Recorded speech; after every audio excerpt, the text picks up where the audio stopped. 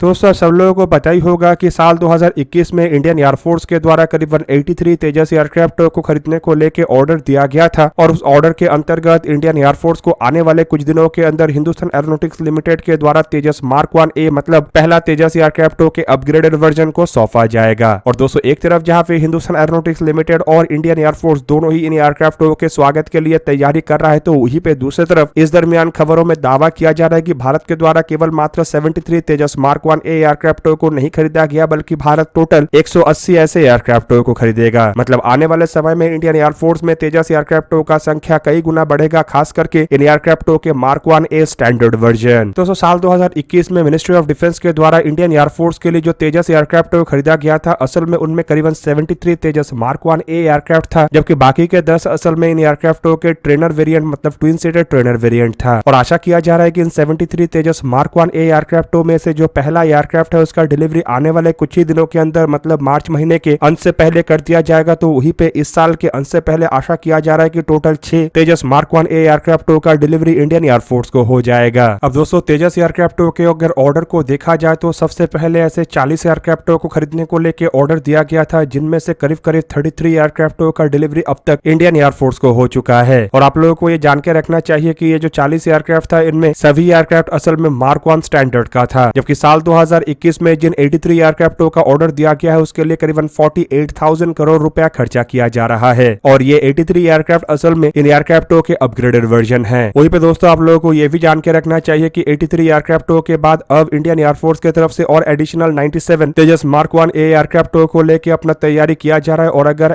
Additional ये 97 aircraft का order place कर दिया जाता है तो इंडियन एयरफोर्स के बेड़े में टोटल 180 ऐसे अपग्रेडेड एयरक्राफ्ट होगा। हालांकि टोटल एयरक्राफ्ट का संख्या 220 हो जाएगा, लेकिन उन 220 एयरक्राफ्ट में से करीबन 40 एयरक्राफ्ट इसके पुराने वर्जन मतलब मार्क 1 वर्जन का होगा, जबकि बाकी के 180 एयरक्राफ्ट अपग्रेडेड वर्जन मतलब आधुनिक वर्जन का होगा। हालांकि वहीं पे कुछ रिपोर्टों में दावा यह भी किया जा रहा है कि जो पहले 40 एयरक्राफ्ट को खरीदा गया था उनमें फिलहाल IOC स्टैंडर्ड के एयरक्राफ्ट को FOC स्टैंडर्ड में कन्वर्ट किया जा रहा है, जबकि बाद में इन सभी एयरक्राफ्ट को तेजस मार्क 1A स्टैंडर्ड में मतलब अपग्रेडेड स्टैंडर्ड में कन्वर्ट कर दिया जाएगा, जिससे कि आने वाले समय में इंडियन एयरफोर्स के सभी एयरक्राफ्ट मतलब 220 संपूर्ण एयरक्राफ्ट ये अपग्रेडेड तेजस वर्जन का होगा। अब दोस्तों पुराने एयरक्राफ्ट और नए एयरक्राफ्टों में काफी सारे डिफरेंसेस है और नए एयरक्राफ्टों को अगर देखा जाए तो इसमें मॉडर्नाइजेशन के लिए कई तरीके के नए इक्विपमेंटों को लगाया गया है। और आप लोगों को बता दूं कि इन मॉडर्नाइजेशन के तहत इन एयरक्राफ्टों में आधुनिक avionics, air to air missile और air to air refuelling systems के साथ साथ एयरक्राफ्टों के रडारों को भी उन्नत किया गया है। और इसमें सबसे ताकतवर तरीन active electronical scan array radar मतलब AESA रडार का इस्तेमाल किया जा रहा है। और फिलहाल इंडियन एयरफोर्स की तरफ से जो तेजस मार्क 1A एयरक्राफ्ट का ऑर्डर दिया गया है उसके कुछ इनिशियल बैच में इजरायली मेड ELM-2052 जैसे active electronical scan array radar को तो लगाया जा रहा है, लेकिन बाद के फेज में और एडिशनल जो 97 एयरक्राफ्ट खरीदा जाएगा उनमें सभी में इंडिया के द्वारा डेवलप किया हुआ उत्तम active electronical scan array radar लगाया जाएगा। हालांकि ये भी रिपोर्टों में दावा किया जा रहा है कि एक बार तेजस एयरक्राफ्टों में उत्तम रडार लगने के बाद जो पहले बैच के तेजस एयरक्राफ्टों में इजरायली रडार लगाया जा रहा है उससे भी धीरे धीरे करके एयरक्राफ्टों से निकाल के उसमें भी अपग्रेडेड उत्तम रडारों का ही उपयोग किया जाएगा। हालांकि दोस्तों रिपोर्टों में दावा किया जा रहा है कि पिछले साल के नवंबर महीने में जो डिफेंस एक्विजिशन काउंसिल की तरफ से मीटिंग को आयोजित किया गया था, उस दरमियान इंडियन एयरफोर्स को एडिशनल 97 तेजस एयरक्राफ्ट को खरीदने को लेकर डिफेंस एक्विजिशन काउंसिल की तरफ से ऑलरेडी अनुमति दिया जा चुका है। और अब हिंदुस्तान एरोनॉटिक्स लिमिटेड और इंडियन एयरफोर्स के बीच में नेगोशिएशन के बाद इस डील के ऊपर हस्ताक्षर किया जाएगा, जबकि यह भी आशा किया जा रहा है कि खाली इंडियन एयरफोर्स के लिए एडिशनल 97 तेजस एयरक्राफ्ट को ही नहीं खरीदा जाएगा, बल्कि उसके साथ साथ एयरक्राफ्टों में इस्तेमाल होने वाले कई तरीके के स्वदेशी हथियार जैसे कि अस्त्र सीरीज के air to air missile, DRDO के द्वारा निर्माण किया हुआ कई तरीके के एयर टू ग्राउंड मिसाइल और एंटी रेडिएशन मिसाइल के रूप में रुद्रम सीरीज के मिसाइलों को खरीदने के साथ साथ शायद ब्रह्मोस NG मिसाइलों को भी खरीदा जाए। हालांकि ब्रह्मोस NG मिसाइल अब तक बनके तैयार नहीं हुआ है और आशा किया जा रहा है कि इस साल ये मिसाइल तैयार हो जाएगा और शायद अपना पहला उड़ान भी भरे। और दोस्तों ब्रह्मोस मिसाइल बन जाने के बाद तेजस एयरक्राफ्ट के बेड़े का यह सबसे प्रमुख मिसाइल बनेगा, क्योंकि ये एक सुपरसोनिक मिसाइल होने के साथ साथ तेजस एयरक्राफ्टों में एडॉप्ट भी हो सकेगा। अब दोस्तों एक तरफ जहां पे इंडियन एयरफोर्स की तरफ से बड़े मात्रा में तेजस एयरक्राफ्ट और उसके एसोसिएटेड इक्विपमेंट को खरीदने को लेकर तैयारी किया जा रहा है, जो कि इंडियन एयरफोर्स के ताकत को मजबूत करेगा, तो वहीं पे दूसरी तरफ इंडियन नेवी के ताकत को मजबूत करने के लिए भी एक और हथियार जिसका लंबे समय से इंतजार किया जा रहा था वो अब बनके तैयार है। दोस्तों मैं यहाँ पे जिस हथियार का बात कर रहा हूँ वो असल में रशिया के द्वारा निर्माण किया हुआ एक फ्रिगेट है, जो कि रशियन शिपयार्ड में इंडियन नेवी के लिए बनाया जा रहा था। और रिपोर्ट रिपोर्ट में दावा किया जा रहा है कि अब ये जो जहाज है ये अपना सी ट्रायल को शुरू कर चुका है। आप लोगों को पता ही होगा कि भारत के द्वारा रशिया से करीबन 4 प्रोजेक्ट 11356 के फ्रिगेट या फिर कहे तो स्टेल्थ फ्रिगेटों को खरीदा गया है। और दोस्तों इन 4 जहाजों में से 2 जहाज जहां पे रशिया में बन रहा है तो वहीं पे बाकी के 2 जहाज भारत में बन रहा है। और दोस्तों रशिया में बनने वाले इन दोनों जहाज जहां पे पहले रशियन नेवी के लिए बन रहा था, लेकिन साल 2015 में रशिया और यूक्रेन का क्राइमिया क्राइसिस के बाद इसमें कई सारे इश्यूज आ गया और इसको रिसॉल्व करते हुए भारत के द्वारा इन जहाजों को रशिया से खरीदा गया है। हालांकि इस दरमियान कोविड आने के कारण इन जहाजों के कंस्ट्रक्शन और जहाजों के अलग अलग फेजों में कई तरीके का डिले आया, लेकिन अब बताया जा रहा है कि आखिरकार ये जहाज बन के तैयार है और अपने सी ट्रायल के लिए उतर चुका है। फिलहाल दोस्तों जो 2 जहाज रशिया में बन रहा है उसे INS तुशील और INS तमाला नाम दिया गया है, जबकि भारत में गोवा शिपयार्ड लिमिटेड में जो बाकी 2 जहाज बन रहा है उनमें से पहला जहाज का नाम INS तृप्ति दिया गया है और दूसरे जहाज का अब तक नामकरण नहीं हुआ है। और दोस्तों यहाँ पे आप लोगों के जानकारी के लिए बता दूं कि रशिया में बनने वाला पहला जहाज INS तुशील असल में 13 जुलाई 2013 के दिन बनना शुरू हुआ और 28 अक्टूबर 2021 के दिन इसे लॉन्च किया गया। हालांकि एक्सपेक्ट किया जा रहा था कि ये जहाज अगस्त 2023 तक बन के तैयार हो जाएगा, लेकिन कोविड और उसके बाद रशिया और यूक्रेन के लड़ाई के कारण इसमें 6 महीना तक डिले हो गया और अभी फिलहाल कुछ ही दिन पहले इस जहाज को सी ट्रायल के लिए लॉन्च किया गया है। वहीं पे दोस्तों रिपोर्टों में यह भी दावा किया जा रहा है कि ये जो सी ट्रायल है ये कुछ महीने तक चलेगा और शायद साल 2024 के मध्य तक या उससे थोड़ा बाद इस जहाज को रशिया के द्वारा इंडिया को सौंप दिया जाए। दोस्तों ये जो प्रोजेक्ट 11356 है इसे जहां पे रशिया में गोगोरेविच क्लास के स्टेल्थ फ्रिगेट कहा जाता है तो वहीं पे इन जहाजों को भारत में तलवार क्लास के स्टेल्थ फ्रिगेट कहा जाता है। और ऑलरेडी इंडियन नेवी के बेड़े में 6 तलवार क्लास के जहाज साल 2003 से सर्विस में हैं। रिपोर्ट के मुताबिक पहले बैच में 3 जहाज मतलब INS तलवार, INS त्रिशूल और INS टबुर को रशिया से डायरेक्टली परचेज किया गया था और इसे साल 2003 और साल 2004 में इंडियन नेवी के बेड़े में शामिल किया गया, जबकि उसके बाद दूसरे बैच के अंतर्गत और 3 जहाज INS टेक, INS टर्कश और INS त्रिखंड को भी परचेज किया गया और इसे साल 2012 से साल 2013 के दरमियान इंडियन नेवी के बेड़े में शामिल किया गया। वहीं पे दोस्तों साल 2024 के मध्य तक अगर तीसरे बैच के पहले जहाज को रशिया के द्वारा सौंप दिया जाता है तो आशा किया जा रहा है कि साल 2025 तक इसे इंडियन नेवी के बेड़े में कमीशन कर लिया जाएगा, जबकि दूसरे जहाज मतलब INS तमाला को लेकर भी आशा किया जा रहा है कि वो भी साल 2025 तक इंडियन नेवी के बेड़े में कमीशन हो जाए। पर भारत में जो चौथे बैच के अंतर्गत जहाजों का निर्माण किया जा रहा है उसके निर्माण का काम जनवरी 2021 और जून 2021 में शुरू हुआ है और ये जहाज साल 2026 तक बनके इंडियन नेवी के बेड़े में शामिल हो सकता है। दोस्तों तलवार क्लास के इन जहाजों को काफी ताकतवर तरीन जहाज माना जाता है और आप लोगों को बता दूं कि ये जो जहाज है ये करीब 4000 टन वजन का है और इसका लंबाई करीबन 124.8 मीटर मतलब 410 फीट के आसपास है। जहाज का चौड़ाई 15.2 मीटर मतलब करीब 50 फीट है, तो वहीं पे इसका जो ड्रॉट है वो करीबन 4.2 मीटर मतलब 14 फीट के आसपास है। जहाज में प्रोपल्शन सिस्टम के रूप में combine gas turbine and gas turbine का उपयोग किया गया है और इसके अलावा जहाज में 2 DT-71 क्रूजर गैस टरबाइन जिसमें से हर एक इंजन का क्षमता करीबन 7350 किलोवाट है उसका उपयोग किया गया है, जबकि इसके अलावा 2 DT-59 बूस्टर गैस टरबाइन का उपयोग किया गया है जिनमें से हर एक का क्षमता करीबन 16,543 किलोवाट है, जिसके सहारे ये जो जहाज है करीबन 32 नॉट मतलब करीब 59 किलोमीटर पर आवर के रफ्तार में आगे बढ़ सकता है। और दोस्तों इकोनॉमिकल रफ्तार में मतलब करीबन 14 से 15 नॉट मतलब 26 से 28 किलोमीटर पर आवर के रफ्तार में जहाज का रेंज करीब 4850 नॉटिकल माइल या फिर कहे तो 7800 किलोमीटर तक है, जबकि अगर ये फुल रफ्तार में आगे बढ़ता है तो ये जहाज करीबन 2600 किलोमीटर के डिस्टेंस को कवर कर सकता है। दोस्तों इस तरीके के जहाज को पानी में बिना सप्लाई के करीबन 30 दिन तक इस्तेमाल किया जा सकता है और जहाज को ऑपरेट करने के लिए 180 क्रू मेंबर